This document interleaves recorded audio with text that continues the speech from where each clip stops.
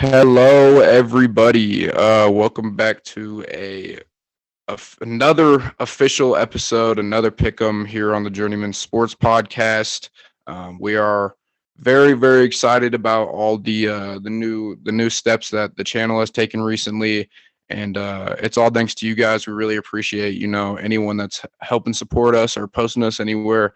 I've seen it. I've gotten tagged a few times, so it's really cool to see just how far we've come since the beginning of this, and we're gonna keep it going, keep this content coming. But we're excited to do this fucking pick'em today, and yeah, man, there's a lot of good games this week. Starting off with the one from last night. We had the Raiders and Rams, and I don't know if anyone watched that game, but good old Baker Mayfield. Garrett just did a video on the channel. You guys go check that out. I guess when this posts, it will be yesterday. So we have a Baker Mayfield video out right now that you can go check out and kind of see Garrett's thoughts and point of view on the whole situation. But the Raiders and Rams game, man, I really enjoyed it. I honestly thought the Raiders were gonna win just because they've been kind of on the uptick a little bit more than they have been recently, and with Josh Jacobs doing as well as he is this season, and I thought they were just gonna grind and pound the whole game and kind of win it that way. But the Rams had other plans, and Baker Mayfield had other plans, and he led a game-winning drive with 1 minute and 30 seconds left or something like that. 30, 98 yards, no Yeah. timeouts. Pretty impressive stuff. Yeah, Especially after having about 40 hours to learn an entire playbook. exactly. Like I was listening to the announcers, and they were saying that he literally landed the day before and studied the playbook on the plane. And then yeah, before the game, they were saying that he only got to throw about 20 passes to his guys before he actually went into a game, which is insane that he came in and did as well as he did.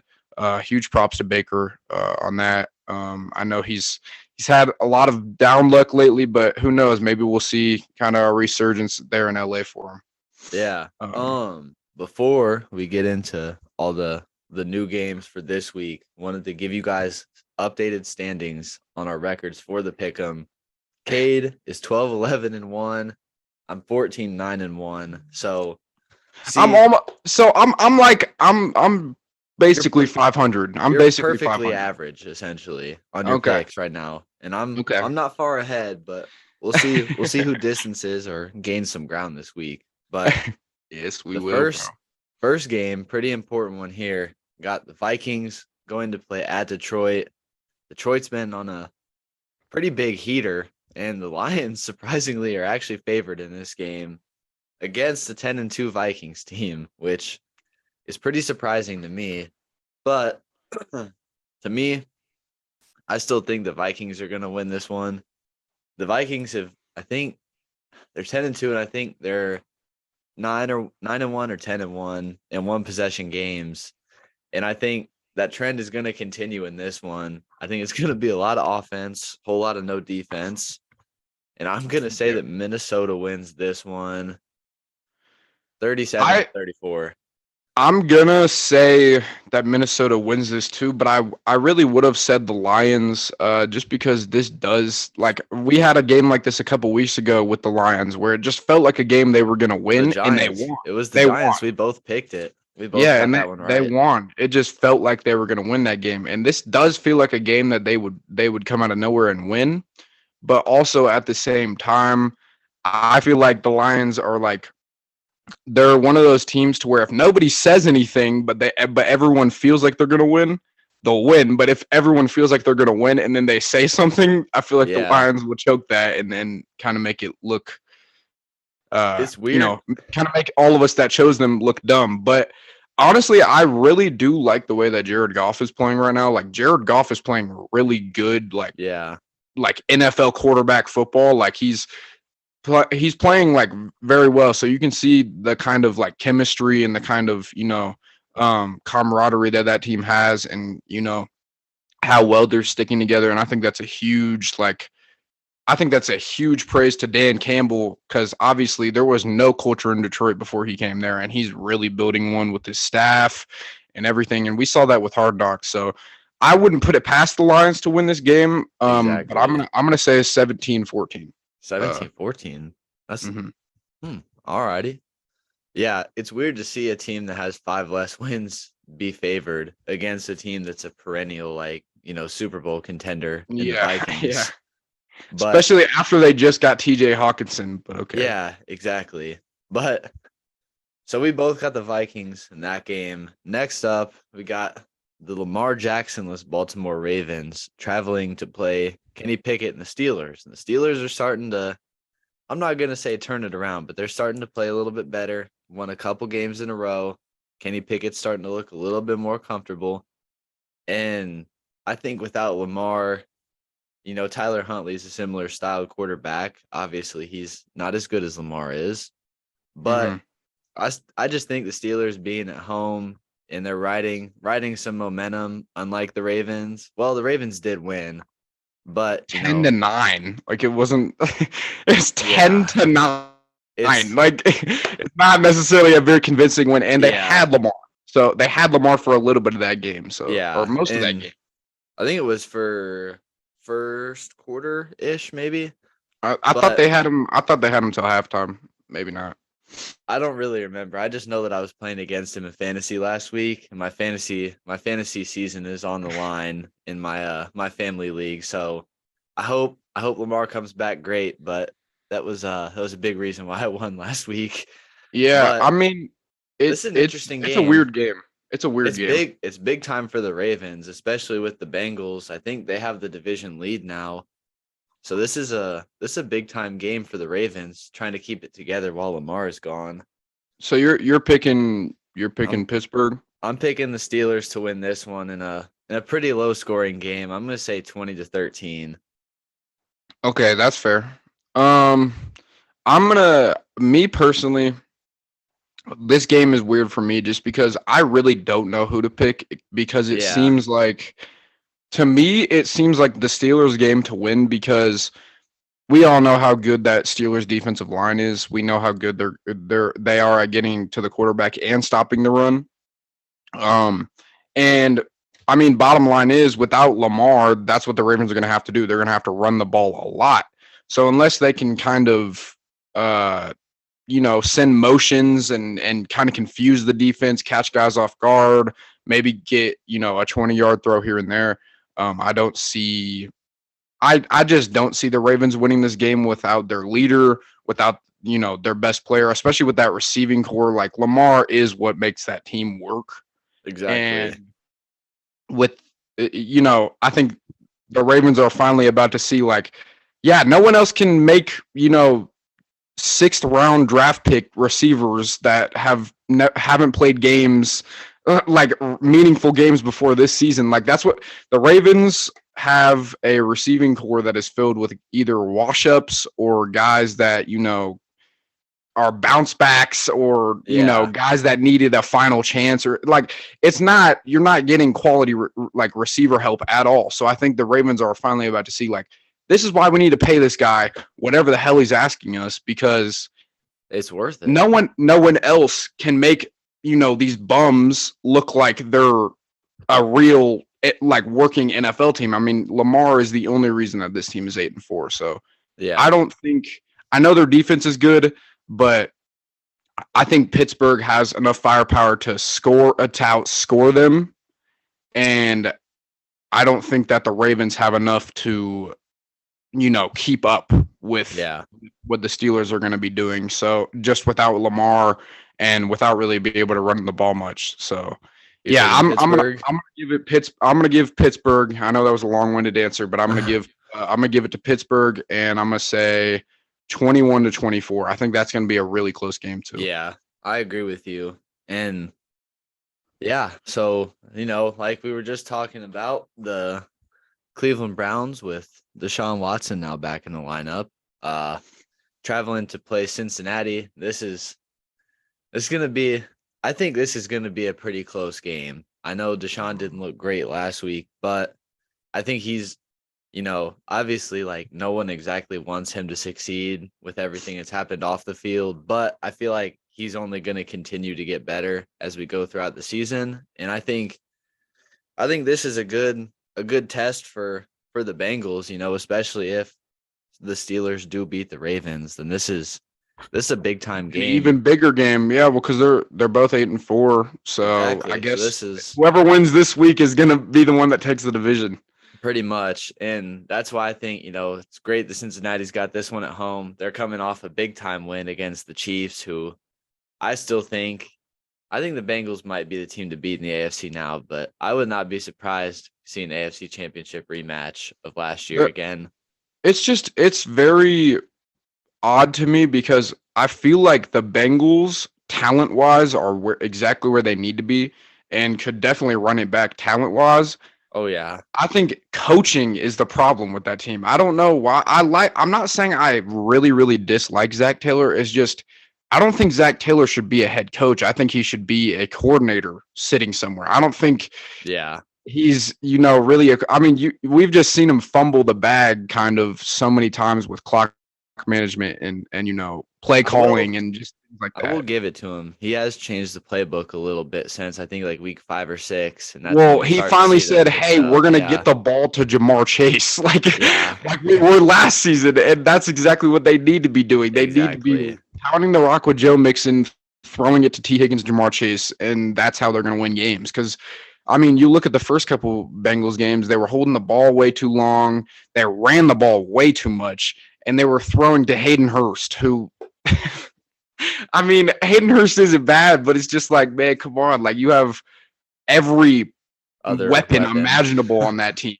Like, you do not need to be throwing to Hayden Hurst unless it's like a check down scenario. Yeah, and that's exactly like what makes this game interesting to me is, Cleveland is a good team, and I think they're going to give the Bengals a pretty good show here, but I think the Bengals, they understand what's on the line here, especially with that Ravens game too. And I'm picking the Bengals to win this one. I'm gonna say 30-23. I think they're gonna put up some points early, and I think Cleveland is they're gonna stay around long enough to make it interesting. But I've said it before on the podcast, like the more talented teams stick around, typically they end up winning those kinds of games. And I think that's exactly what we'll see in this game here. Here's my problem with the Browns in this game, because I am going to say I do for some reason I have a feeling that this game is going to be a shootout. I think it's going to be a lot. I think it's going to be back and forth in this game, but I see a huge problem with Cleveland in the way that, just going off of history, look at their number one wide receiver. I know Donovan Peoples-Jones had a punt return or a kick return last week, and that was really the only reason that they won that game. Oh my God, hold on. Speaking of funny story, so I picked up Cleveland's defense last week in fantasy. They were my highest scorer with a smooth 30 points. I just shout out Cleveland defense and special teams. You guys are freaking awesome. You guys, they saved my season. They are the reason that defense and their special teams unit is the whole reason they won that game, because they didn't. I'm pretty sure their offense didn't score, right? I think they might have scored. Or did Nick Chubb got a touchdown, right? I know someone on their offense scored, but I know they had at least 2 or 3. It was I know Donovan Peoples-Jones returned it for a touchdown. I know he did. They had 2 defensive touchdowns. Oh my God. Okay. Well, yeah. That's definitely the reason. And my huge problem with the Browns right now is, look, you're throwing Deshaun Watson into a really bad situation, because basically if Deshaun Watson loses another game. Well, he hasn't lost yet. Well, I know, but I'm saying if not Deshaun Watson, but if the Browns lose another game with Watson at the helm, that's the season pretty much. Because I don't think Cincinnati or the Ravens are going to drop 4 more games at any point. There would have to be a lot outside of them winning to happen for them to get in. Even if they do win out, I think there's still a lot else that's got to happen. Yeah, but I think if they win out, that's a wild card. If they win out, I think they finish 10-7, which would put 9-7 or 10-7, which puts them in in a decent spot, but But still. what I don't like about this team, bro, is their number one wide receiver is Amari Cooper. And if you were watching the game last week, I was watching the game and I had a friend with me and we literally could not believe because there was at least 3 times where Amari Cooper was wide open and dropped the ball. Just flat out dropped it, like There was a hit big right in one the in hands. overtime or the fourth quarter that he Yeah, no, not hit him, overtime. It was hit that him was right in the hands. that was the Tampa Bay game that I'm talking about. My bad. That's the I'm talking Tampa about game. I'm talking about the game. Like the Texans Browns game. won last second because they threw it to like way up in the air to David Njoku, and he went up and snagged it with one. That was the Tampa Bay game. Yeah. Yeah, Nick Chubb that scored was in overtime. insane. Yeah. That was insane. And like I he had some big drops, and that being your number one wide receiver against a pretty good defense, I don't have the biggest hopes, and I don't have the biggest I don't have the most confidence in that at all. And Amari Cooper has always been known to be a pretty good receiver through the first half of the season, but then just disappear in games. He's always been known to do that since he was in Oakland. So Yeah. he did it in Dallas too. So it's like that's what I'm expecting. I expect him to completely disappear in the next couple of games. And without him, you have Anthony Schwartz and Donovan Peoples-Jones as your next 2 receivers, and then David Bell. So Yeah. I don't see that beating Cincinnati. So either Nick Exactly. Chubb is going to have to absolutely obliterate this team on his own, or guys are going to have to figure out ways to get open, or Amari Cooper is going to have to change what he's been doing. So I'm going to say Cincinnati. 45-48. Whoa, that's a big time. Yeah. Big shootout. I know that's a big score guess, but I think it's gonna be a scoring game. There you go. Next up, another pretty important game here, interdivisionally. Mike White Got Magic Mike White Lightning at the helm for the New York Jets. Vanilla Vic. Yeah, traveling to Buffalo to take on a team they have beat this season with Zach Prick Wilson he won that game. But this is a pretty interesting one. You've got the Jets. They come off of a really close loss at Minnesota. They're going play another really good team on the road in the Bills. Bills just lost Von Miller to an ACL. That's obviously a pretty big injury for them. He's one of the best pass rushers in the league. And let's also keep in mind he's already torn an ACL before, so we might get one more year out of Von Miller, but I think he's calling it quits soon. Yeah, and this is an interesting game. Buffalo can, well, I don't think Miami lost last week, so this would put Buffalo at 10-3. I've got Buffalo winning this one, but this gives them a really good chance to put a pretty strong hold on the division. They're going to have to beat the Jets. They're going to have to beat Miami again, but I like Buffalo in this game. I think they're a more talented team. I think outside, the Jets defense is really good. Don't get me wrong, but Sauce Gardner's probably going to get pretty good looks at Gabe Davis and Stephon Diggs all game. I think whoever he's not on, that's who the Bills are going to try and target. Also, Nyheim Hines is there now too, and they haven't used him at all. They have a good running back room though. I think because you got to think they've had the same guys running the ball for the first couple of weeks through the season. Mm-hmm. So if they've had the same guys running the ball up to this point, they're going to bring Nyheim in and they're going to have fresh legs at some point. So and fresh legs up against tired and beaten down defense is something to watch. Especially Nyheim Hines' fresh legs is definitely something to watch. Yeah.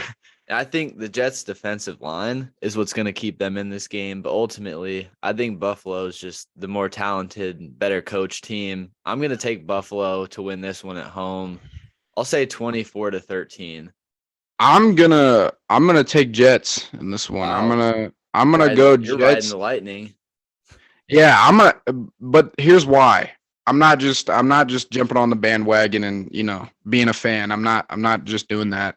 I don't like what I've seen from Josh Allen this season. I really don't. I don't think that he's playing at a Super Bowl level caliber this year. Just me personally, I haven't seen, him make the throws that I've seen him make in the past. I haven't really seen him come up in the clutch. So I think if the Jets keep this close all game, Yeah. I think if they can keep it close and the defense does what they've been doing, that defense is literally insane. That defense is crazy. They're and with Robert Saleh, of course they're going to be crazy. I mean, everyone knew he's a very good defensive mind since he came from San Francisco. So I think the Jets win this one in a very close one. I think I'm going to say, what do I want to say 14-17 for this one too. And 14-17 I think the Jets are going to keep it. I think they're going to kind of keep. I think they'll fall at the beginning, and then the defense will get stop after stop after stop, and then eventually the offense will kind of perform with them and get, find their mojo. But yeah, man, I don't know why I believe in the Jets to get that one done, especially since they've already beat that team once. Yeah. So this one's going to be really freaking quick. You got the Texans. They're going into the slaughterhouse. Cowboys. Against, Cowboys by in the 100. story. In the story. Yeah. Cowboys in the story. Cowboys by 100. We can move on real quick from that one. We don't even need to waste our time. So speaking of more important interdivisional, it's going to be really awkward if they win. Yeah, I mean, we could just quit the show at that point if the Texans win. But this kind of following the trend of this week with important interdivisional games. You've got the Eagles going to the Giants. The Eagles, if they win this one, they're going to keep their 2-game gap on Dallas. And if the Houston Texans somehow win, they've pretty much sealed the division at that point. New York they haven't beat a non-Houston Texans team since November. So this one, Eagles still, in my opinion, best team in the league. I think they're gonna prove that. I think this game is gonna play out similar to when the Eagles went and played the Colts. I think the Colts and the Giants, record-wise is different, but I think they're a similarly built team. I got the Eagles winning in a close game, 20-16 on the road in New York. I got the Eagles winning this one pretty handedly. I think I'm going to say 28-7. And it's only because right there at the bottom of the screen too. I read this on Instagram. I didn't even see that. I read this on Instagram. Yeah, I read this on Instagram before I even got on the show. But yeah, it's Saquon's not, he's not looking like he's gonna play, and without Saquon, that team is not winning that game. So I'm gonna change my score prediction to 20 to 10. Yeah, I think I don't know. I'm not saying that the Giants are a super bad team without Saquon. I just think they need receivers that actually perform in that room. I know they were getting big plays out of some guys at the beginning of the season, but as Garrett Robinson, said, that was a big loss for them. Yeah, as Garrett said, like they haven't beat a non-Houston Texans team in a while, and they've been losing their last few. So I like Brian Dable and what he's doing. I don't hate that roster either, but I just don't think they have the talent to beat the Eagles. At the end of the day, like, this is no disrespect to the Giants, but I also think they're kind of falling back to earth a little bit here. They got off that crazy hot start, and I still think they're in a great spot for the future, but I think they're kind of regressing back towards the mean here. No, and people got to understand too, like, there's no coming into the season, we had no expectation for the Giants to do even this well. So the fact that Brian Dable has come in and done this well even so far, even though they may not be doing the best right now, we do have to give him his credit because I think Brian Dable's doing a really good job. Yeah, I feel like most Giants fans would have been happy if they finished 7 wins even. That was kind of my expectation for them coming into this year. And speaking of teams that are falling back to the mean, with my Jaguars, let's go. We can suck again. This is roller coaster season. Still like the direction, but I like the way Trevor Lawrence is playing. Oh my, yeah. I mean, I feel like he's not getting talked about enough, but he's been balling out. It's because or so. It's because the Jaguars, bro. I think everyone. I mean, we've seen them pick number one twice, 2 years in a row, and I just think now we're kind of at the thing where they've done. They've picked the guys that they're gonna pick. They've brought the guys into the building that they're gonna bring in. Now we just kind of wait and see what happens. Yeah, and And right now they're still building. I know they're still Yeah. building, especially on that defense. They're definitely still. Just wait till we get Kevin Ridley back next year. Trevor Lawrence MVP. You can mark it right freaking now. Friday, December 9th, 3:40, No, I don't think 2022. so. Trevor Lawrence will be MVP next season. Anyway, But we'll talk. Uh, But who you going with? me, this. I'm putting my Jaguars bias aside. I'm taking the Titans. I mean, Okay. I Jaguars- thought you could put a freaking snail in the backfield in a pad and helmets, and the Jaguars couldn't freaking stop him. Nonetheless, if you put Derrick Henry. freaking Yeah. Derrick Henry, who's a literal minotaur of a human back there, But he's going don't- to run rampant. Oh, is Traylon Burks playing in this game? I don't know, honestly, but this is a big thing for the Jaguars. They've got to step up in this game. I think they're gonna keep it close. The only thing that scares me is it is at Tennessee, which is a pretty tough spot to play at. But I still think Tennessee takes care of business in a close game. I'm gonna say Tennessee wins this one 24-20. I have Tennessee winning this one 14-7. Yeah, I think this is going to be a And- fairly low scoring defensive battle. Yeah, I think Whoever it's just turns going to it over be. the most is going to lose, in my opinion. It might even just be one turnover, honestly. But I think that's the difference in the game, though. Is who makes yeah, who no, makes the mistake. 100%. But Because- yeah. I don't see neither of these offenses are going to be high scoring. I don't so- know. That's what I was actually just about to say. Funny enough, was I feel like Jacksonville potentially has the firepower to stay in it, regardless of kind of what it ends up being. I feel like they've shown the burst of being able to be a pretty solid offense. I'm not going to say top 10 or best in the league, but I feel like they've had a lot of games, especially, with guys like Christian Kirk. Trevor Lawrence is playing better. ETN makes plays. I feel like we've My got the biggest question- firepower. My biggest question here, though, is offensive line. Like, that Titans pass rush is no joke, and they get after the quarterback. I mean, we saw it last year in last year's playoffs. What they did to Joe Burrow, like they can elevate and play to that level. And I'm not saying that the Jaguars' offensive line is as bad as the Bengals was. Yeah, but but it's nothing special. It's either. nothing special. So I think if you can keep Trevor Lawrence clean the whole game and he's allowed to make the reads that he needs to make, then Yeah. maybe the Jags do have a chance. But I still think- just see the Titans yeah. just kind of lasting this one out. Yeah, that's a great way to put it. I think they're just going to keep the Jaguars just at bay far enough to end up getting a big win, and then the division's essentially already done, but they're really going to put their foot down on this one. This is another game we don't need to talk about for super long. Chiefs by 100. Yeah. At this point, especially with Russell Wilson asking if he can give his contract back, they might not win a whole nother game this season. I like, not to get political because that's not what we want to do, but the Brittany Griner trade was still a better trade than the Russell Wilson one.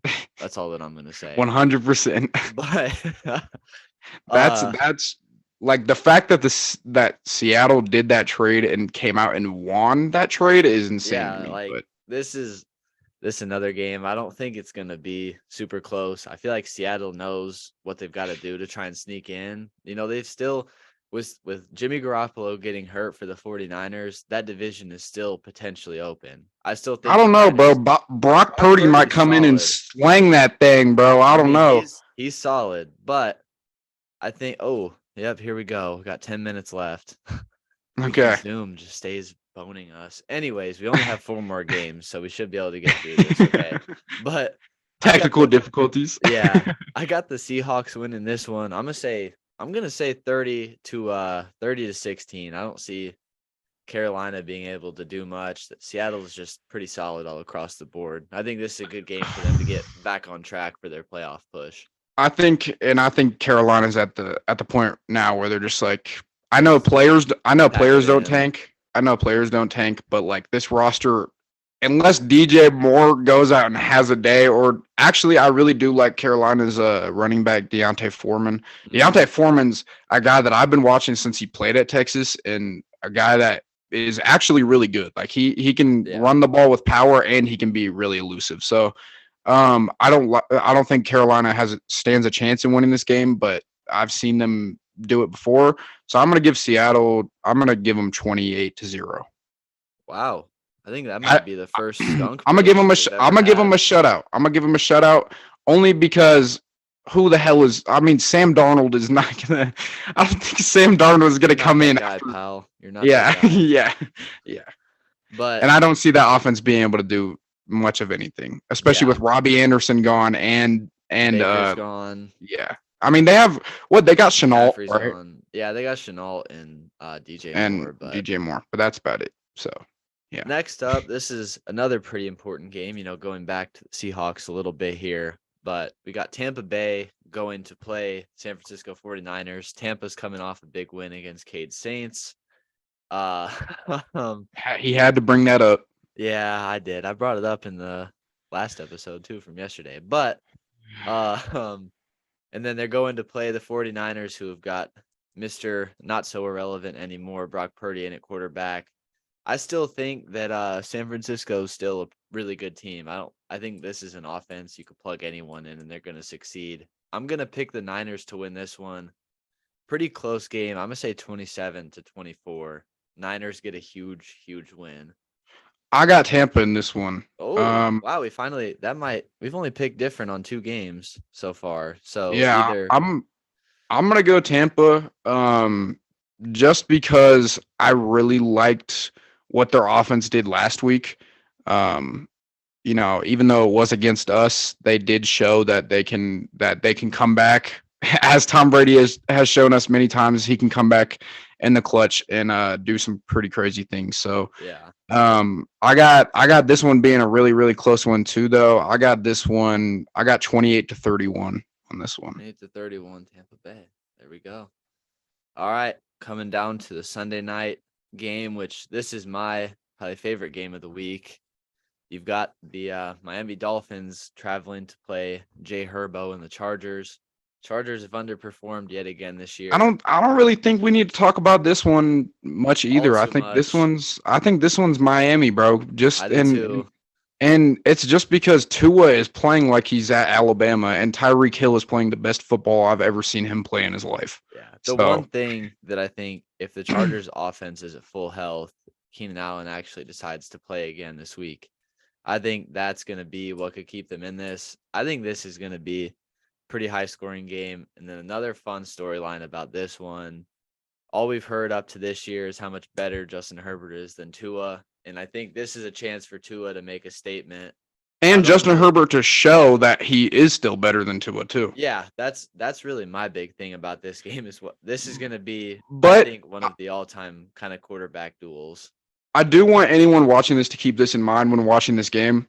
Just because Tua has the better stats at the end of the day does not mean that he's the He's better the better quarterback. You quarterback. have to Exactly. watch the throws that they make Yeah. because a lot of people are mistaking Tua for being this guy that is just annihilating offenses. But if you watch it, it's a lot of bootleg. It's a lot of play Get the action across the ball. middle of the Yeah. field. It's a lot of fuck it, Tyreek's down there somewhere. Yeah, let's get So it to our guys that are faster than literally any other human on the planet, and yeah, let's yeah, just let them make plays. I'm gonna yeah. pick Miami to win this one 38-31. I got Miami winning this one a little bit more handily than Garrett does. I'm gonna go 28-14. 28-14. All right, and then I think this could actually be a pretty solid game. You've got New England going to Arizona. I'm going to kind of take the potential upset here. I'm going to take the Cardinals to win this one. I think at home, that offense is really freaking good. They've got so many weapons now that they're at full health. Rondale Moore, DeAndre Hopkins, Marquise Brown, Kyler Murray, James Conner. I think the Patriots, if this turns into a game where it's not a lot of defense, which I think it could, I don't think New England quite has the firepower to keep up with Arizona, so I'm gonna give the Cardinals a win in this one. I'm gonna say 28-21. I'm gonna take New England on this one. Just because I think, with Arizona's defense not showing me anything this season, I'm just gonna guess that, the Patriots are gonna do what they did all those years with Brady. They're just gonna ground and pound and check down everywhere. And I don't think that the Cardinals are gonna be able to stop that. So I do think that, New England's gonna get in the end zone enough to outscore this offense. So I think, with the combination of how well their defense is playing and how well Matthew Judon is rushing the quarterback, and then a combination of how bad Arizona's defense is and how bad their offensive line is, I don't think they stand much of a chance in this game. So I'm going to give them 28-7. 28-7. Alrighty. Well, that will do it for our week 14 pick'ems. Like I said, it's pretty close so far between the two of us through 2 weeks of counting it. And we picked all the same games except for 3. So either we're both going to drop a lot of games, we're either going to win a lot of games. And we'll see who comes out on top at the end. I'm excited to see, man. I love what we're doing here. And I'm going to speak for both of us when I say this. We've made a lot of improvements here in the last couple of, really the past week. We've really made a lot of changes to the channel, made a lot of, improvements. We got the logo, we got the video. Me and Garrett are kind of working on stuff behind the scenes in terms of interviews that could be coming soon, possibly further down the line. T-shirts with our logo on it and everything could be on the way. We are in talks with that too. So we got some exciting stuff more to come, but we really do appreciate all the, love and support you guys are showing. Please do keep, shouting us out, getting us anywhere you can get us. We just appreciate as many eyes as possible. We love doing what we're doing. We really appreciate all the love and support that we've received. And, we're excited for the future and what's gonna be coming here within the next month or next few months. So yeah. Thank you guys so much for everything. Hey, we're 4 views away from 500 on the running back tier list. So if you want to share and more tier lists will be coming. We will have more tier lists on the way, and I'm going to be jumping in on those at some point here. I know Garrett's kind of had to hold those down. So, but college is college, man. Got to do what you got to do. But anyway, we love y'all. We appreciate everything. Really have fun doing what we're doing. And this has been another episode of episode 23. Yes. Michael Jordan episode. And our third pick'em now? Yeah, fourth pick'em. One. So our third pick'em. So it has been fun doing this. It has been Journeyman Sports Podcast. I'm Cade with my co-host and co-founder of the channel over here, my cousin Garrett, and we are out.